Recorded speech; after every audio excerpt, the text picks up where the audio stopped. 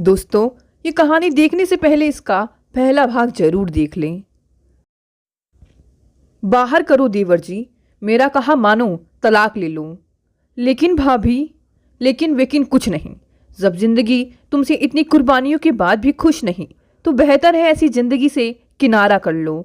आज तुम्हारे पास एक अच्छी नौकरी है, बंगला है, गाड़ी है, सब कुछ है, तो फिर क्यों उस अप्सरा के पीछे भाग रहे हो? वह तुम्हारी नहीं। फिर उसने खुद ही कह दिया। खुद को कमज़ोर मत साबित करो देवर जी, रास्ते अनेक हैं।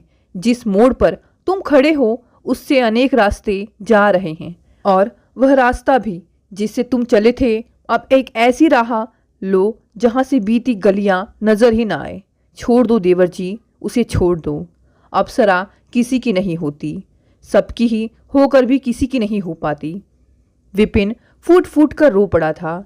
रीता रो तो न सकी, मगर उसके लिए रास्ते की तलाश में जरूर निकल पड़ी। आज वह निर्णय करके रहेगा। इस हिम्मत के साथ वह घर में घुसा और जोर से दरवाज़ा खटखटाने लगा। दरवाज़ा क्यों पीट रहे हो? अब यह यहाँ नहीं होगा। मेरे घर में यह खेल अब नहीं होगा। कौन सा नया पाठ पढ़कर आए हो? यह कौन सी नई बात है? प्रिया को किनारे धकेलते हुए वह अंदर घुसा और नमन की कॉलर पकड़कर उसे घर से बाहर किया। प्रिया पागलों की तरह चीखती रही। अब वह जान चुकी थी कि उसे अब किसी एक को ही थामना होगा। शाम को जब विपिन घर आया तो वह जा चुकी थी अपने प्रेमी नमन के साथ। घर में अब सिर्फ वह था और उसकी रोती सिसकती कामनाएं, कल्पनाएं, जिन्हें वह शाम तक बटोरता रहा।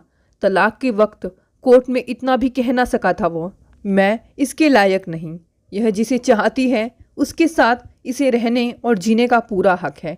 यह हक इसके माँ बाप नहीं दे सके, मगर मैं देता हूँ। यह आज़ाद है। तलाक हुए काफ़ी अरसा हो गया था। रीता ने कई बार देवर का मन टटोला, जानना चाहा कि वहाँ अब क्या चल रहा है। विपिन कभी कभी कह भी देता, भाभी अब नहीं। सपनों का कटु सत्य जिंदगी में जो कड़वाहट पैदा कर गया था, उसे वह भुला नहीं पा रहा था। उस दर्द को भुलाने का एक ही रास्ता था जो रीता ने बताया था। देवर जी, दूसरी शादी करिए और अपनी गृहस्थी बसाइए। वह तो अपनी ज़िंदगी मज़े से जी रही है, फिर आपने ऐसी ज़िंदगी क्यों अपना ली? रीता भाभी के लफ्ज़ उसके जहन में रात भर गूंजते रहे। विपिन प्रिया को मन से निकाल नहीं पाया था। दूसरी का ख्याल कैसे करे? वह सोच में पड़ गया कि क्या भाभी की बात मानकर दूसरी शादी कर ले? नहीं, कहीं वह भी ऐसी ही निकली तो? लेकिन भाभी ने जो कहा, क्या वह सच है? अब वह सबसे दूर जा रहा है। कितनी कातर दृष्टि से भाभी ने मुझे निहारा था और कहा था कि आपकी खुशियों की खातिर हमने सारे समझौते किए थे, लेकिन अब इस बार हमारी मर्जी से फैसला लें। ऐसी लाएं जो समझदार हो, सालीन हो। क्या भाभी की तरह कोई मिल सकती है? विपिन ने अलसाई आंखों में ही सवेरा देखा और फिर अपने उजड़े घर पर ताला डालकर घर पहुंच गया। भाभी उस समय बाबूजी को सुबह की चाय दे रही थी। विपिन को इतनी सुबह आता देख शंका से भर उठी। क्या हुआ देवर जी, आज इतनी सुबह?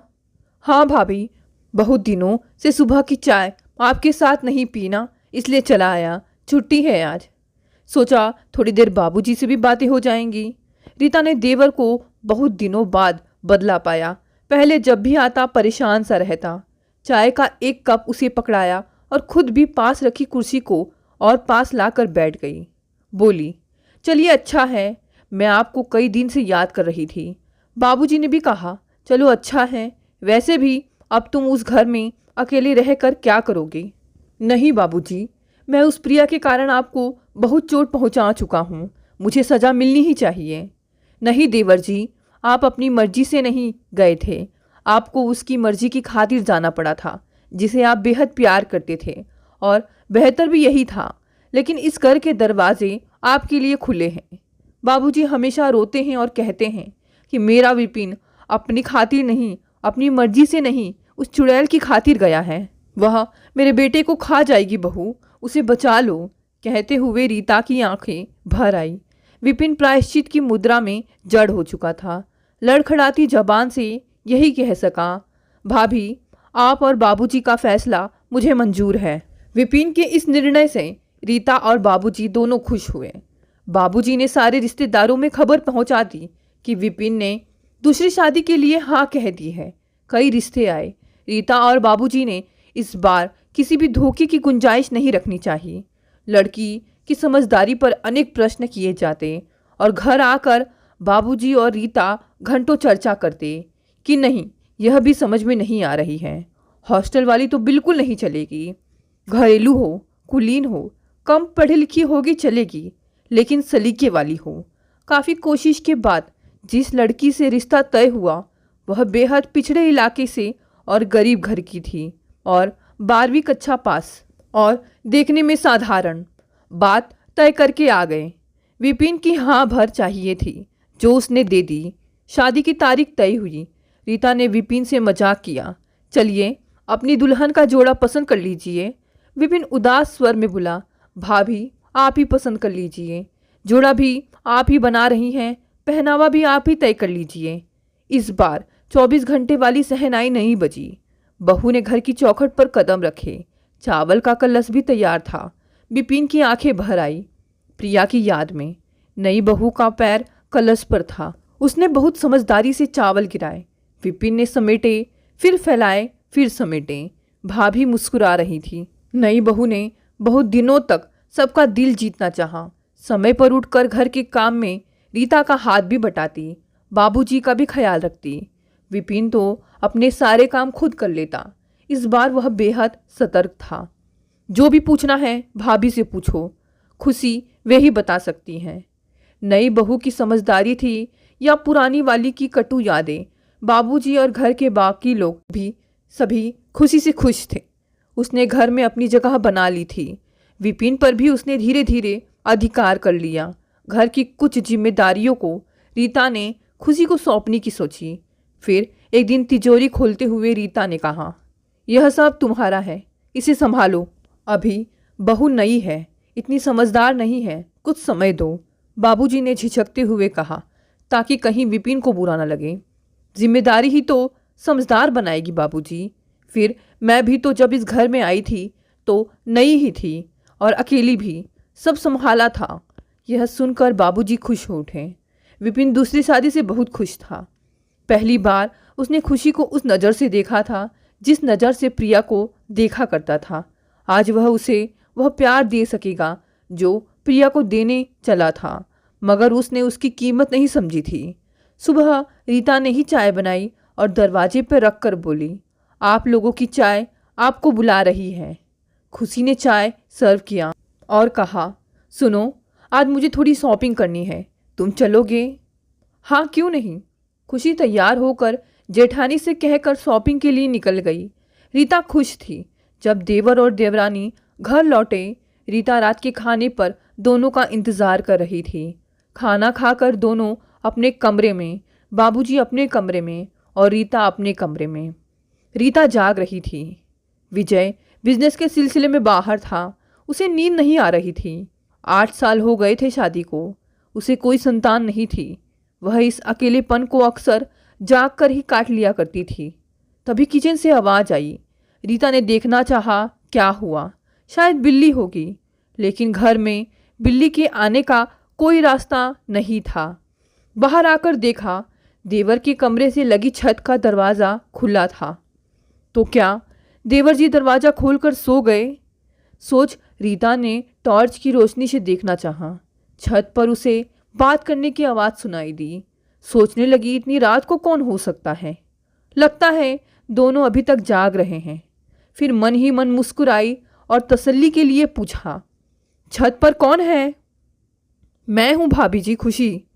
लाइट चली गई थी ना, तो गर्मी के कारण छत पर आ गई। ठीक है, मगर दरवाज़ा बंद करके सोया करो। किचन में बिल्ली आ गई थी। ठीक है भाभी जी, आप सो जाइए, मैं देख लेती हूँ किचन में कौन है। चूहा भी हो सकता है। आप सोई नहीं अभी तक? नहीं, नींद नहीं आ रही है। जाइए, अब सो जाइए। रीता ने बेचैनी से टहलते हुए बाबूजी के कमरे में झांक कर देखा तो वे सो रहे थे। देर रात तक जागने पर भी भोर में ही रीता की नींद खुल गई। देखा, देवर का कमरा खुला था।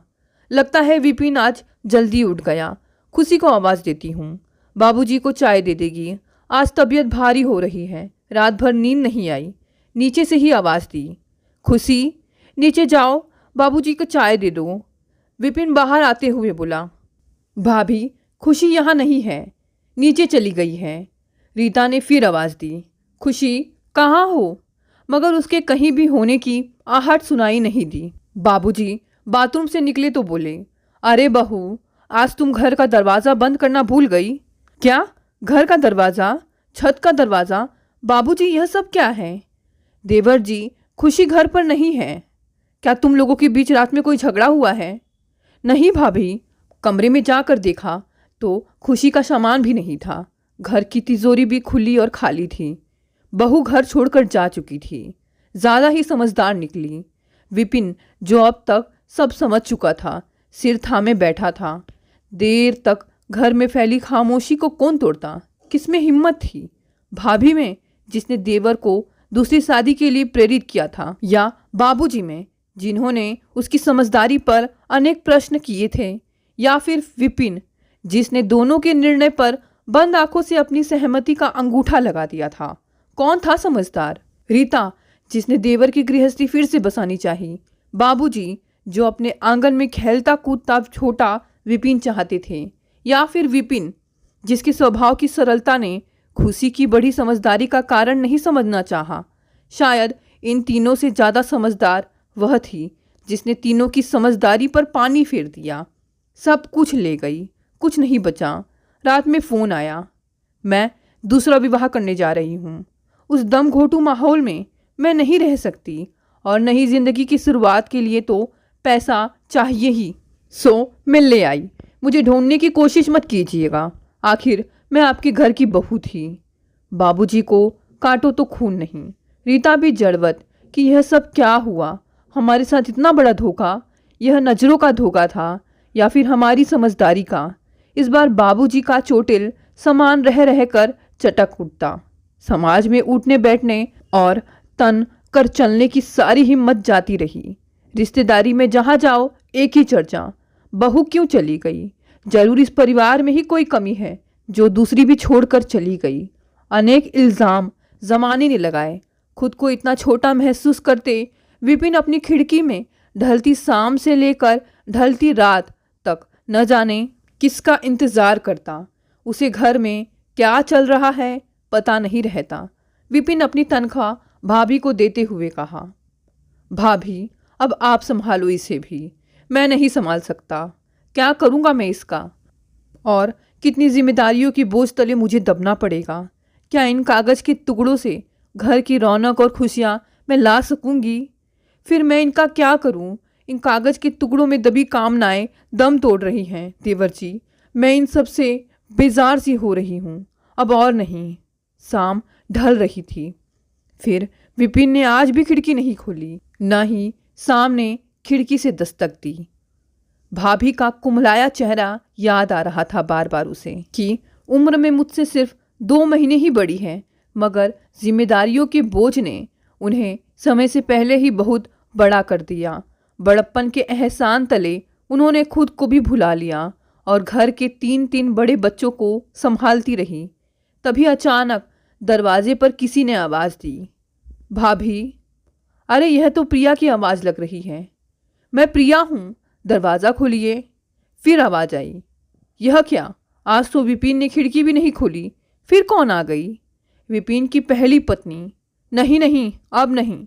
बाबूजी ने कह दिया कि अब किसी की जगह हमारे घर में नहीं है।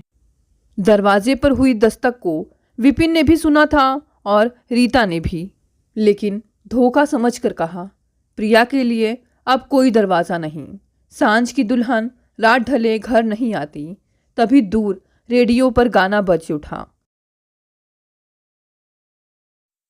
दोस्तों, ये कहानी यहीं समाप्त हो गई। कहानी पसंद आई तो इसे लाइक और शेयर करें, और अगर आप नए हैं तो इस चैनल को भी सब्सक्राइब कर लें।